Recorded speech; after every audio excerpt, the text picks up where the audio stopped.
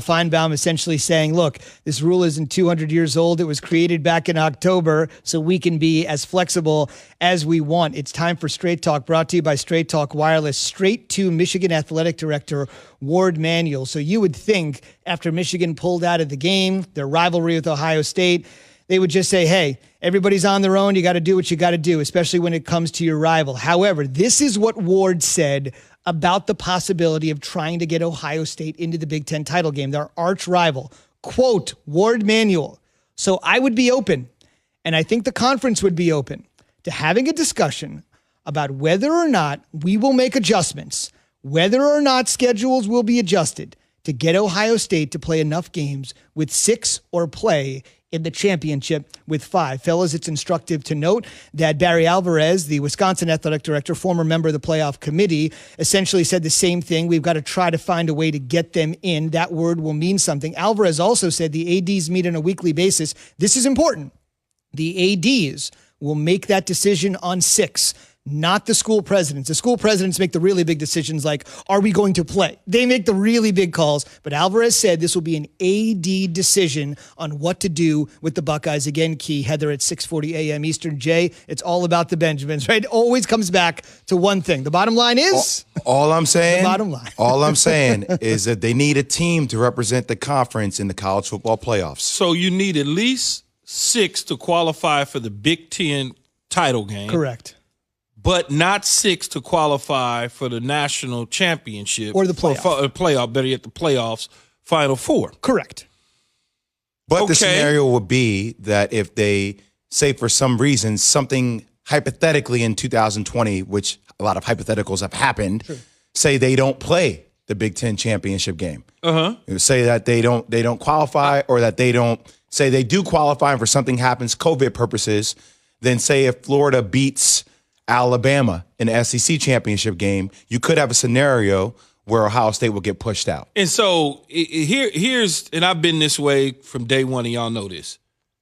Based on the number of games that you've played, I feel like if they can't get to 6 or 7 games, they shouldn't be allowed to play in the Final Four. They shouldn't be allowed to play in the Final Four. It's cheating the other teams. And I understand COVID and they had to cancel it. I get all that. But they didn't play enough games. You didn't play enough games. You played 5 games. I played 9. I played 10. You played 5. How could you possibly look at 5 games and say that they're a top 4 team in college football when it's only been 5 games? And out of the 5 games, the only team that, from my eyes, told me that was competitive was maybe Indiana. It's hard for me to sign off on that. I understand the Big Ten wants to be representative. It's nothing, for those that are listening, has nothing to do with the Pac-12. So please, I just feel it in my vibes. That's where people are going. Yeah, nothing to do with that. Although SC will have the same amount of games probably played as Ohio State. Stop. Stay on course. I am on course. You're messing me up. But if you think about it, though, Z, 5 games versus Alabama, Florida, Texas A&M, blah, blah, blah. I mean, like, come on. They deserve that spot. But now you're faulting them because of their conference, the strength of conference. No, it's not. That's what's happening essentially. Hey, the games, you can only play the games in front of you. So now they weren't allowed to play the games. So now they're going to have to suffer the consequences. Okay, so let me ask you this. I'll cut you off real quick. Would you let them in if they only play 4 games? No, if they didn't. I mean, they have to play. I would, but it's. I think when the eye test, we go back to the subjectivity of this. The eye test tells me that they're one of the top teams in the country. It tells me that. If I had 6 or 7 games or something like that, then I could definitively say that. But when I'm watching only 5 games, and out of the 5 games, you're beating up on Michigan States and Penn States that are very bad.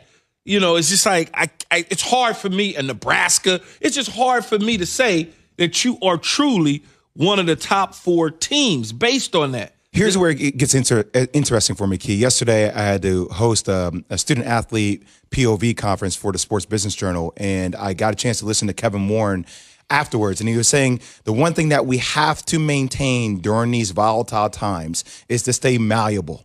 is to stay malleable down the stretch. Now, it becomes interesting because it could lead to an opportunity for the Big Ten to be a little bit hypocritical. They didn't allow Nebraska to play out of non-conference games, right? But will they allow that opportunity to a school like Ohio State, right? Considering how are we going to get Ohio State to play enough games to be in the right position to make the CFP? If that's, hey, could Ohio State play Texas A&M? Could that be a matchup that we could see? Now, or maybe it could be another matchup against Indiana in conference, considering what's happening with Indiana and Purdue, both of them shutting down the facilities, if Indiana is able to go. Okay, they didn't let Nebraska out of conference, but that was at a different time. Understand, right? but still, so now, what it looks like overall. But now, as we continue to move the goalposts, because the goalpost is going to continue to keep moving, I would be okay to let them play out of conference now.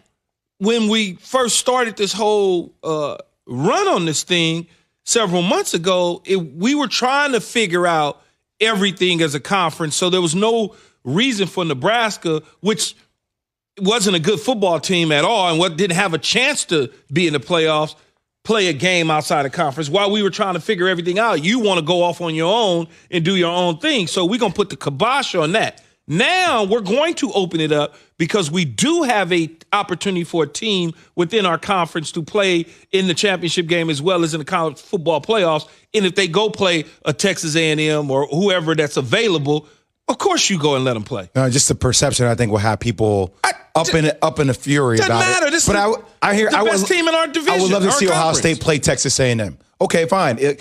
Let's see where you stack up. If you're saying that the best team that they played is Indiana, and you don't think Indiana is that good, even though they're ranked top 20 at the time, but they're not. Like I hear that. that. All right, so then go play Texas A&M and prove that you belong in the college football playoffs. I'm all for that, 100%. I would love to see that game. Or come out west and play USC. Stop. No, stay on course. That would be a dream scenario. The last thing I would mention is the ACC and the SEC. The ACC and the SEC played more games because they determined they were going to start their season on September 12th. Part of the reason the Ohio State Buckeyes are in this spot is because the Big Ten decided we're starting our games October 23rd. Which I'm okay with because they weren't mandated. The government didn't do it. And that's why the Big did. Ten's going to try to make up for that fault right there, Zubin. And they should. I agree. If they can, they should. If they can, they should. But as it stands right now, I got a break. But as it stands right now, with only 5 and no more, I can't sign off on that. Straight Talk Wireless, no contract, no compromise. A reminder, the college football playoff semifinals, Ohio State or not, will take place on New Year's Day at the Rose Bowl and at the Sugar Bowl, January 11th, the championship game in Miami. All of those games can be heard on ESPN Radio. On the way, Key says the Keystone State will never be known as Pennsylvania again. He'll explain after Jay has this from Straight Talk. Zubin worked hard for that one. It's time for Pennsylvania, bro. Come on. It's time for some straight talk. Look, we all drop our phones. It happens. You fumble it, crack it, splash it. Well, Straight Talk Wireless now offers this new Platinum Unlimited plan that includes phone protection. Just $65 a month for unlimited talk, text, and data, plus 20 gigs of hotspot and 100 gigs of cloud storage and more, all on the best networks. Straight Talk Wireless, no contract, no compromise. See Mobile Protect terms and conditions at Asurion.com/straight.